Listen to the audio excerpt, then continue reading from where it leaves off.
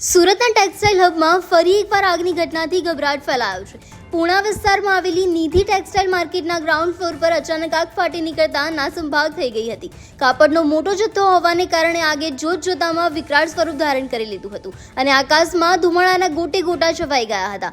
ઘટનાની ગંભીરતા જોતા શહેરના 5 અલગ અલગ ફાયર સ્ટેશનની 20થી વધુ ગાડીઓ તાત્કાલિક ઘટના સ્થળે દોડી આવી હતી. માર્કેટમાં ધુમાડો એટલો પ્રચંડ હતો કે ફાયરના જવાનોએ ઓક્સિજન માસ્ક પહેરીને અંદર પ્રવેશ કરવો પડ્યો હતો. હાલમાં લશ્કરો દ્વારા ભારે પાણીનો મારો ચલાવીને આગને વધુ ફેલાતી અટકાવવા અને તેના પર કાબુ મેળવવા યુદ્ધના ધોરણે કામગીરી હાથ ધરવામાં આવી છે. સદનસીબે હજુ સુધી કોઈ જાનહાનિના સમાચાર નથી, પરંતુ મોટા આર્થિક નુકસાનની ભીતિ સેવાઈ રહી છે.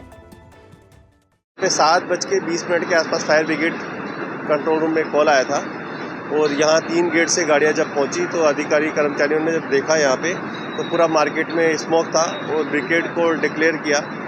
उसके बाद में तमाम अधिकारी कर्मचारी यहाँ पहुँचे फायर ब्रिगेड के और करीब 20 से 25 गाड़ियाँ यहाँ पहुँची हुई है. कूलिंग करने के बाद थोड़ा स्प्रे वगैरह पानी का जब किया तो स्मोक रिड्यूस होने के बाद पता लगा कि सेकंड बेसमेंट में फायर हुआ है और अभी स्थिति पूरी तरह से कंट्रोल में है.